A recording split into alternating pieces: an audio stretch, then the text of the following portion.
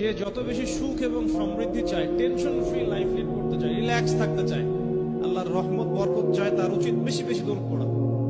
কমপক্ষে দিনে 20 বার, সকালে 10 বার, সন্ধ্যায় 10 বার। এতে করে নবী সাল্লাল্লাহু আলাইহি ওয়াসাল্লামের সুপারিশ সে পাবে ইনশাআল্লাহ।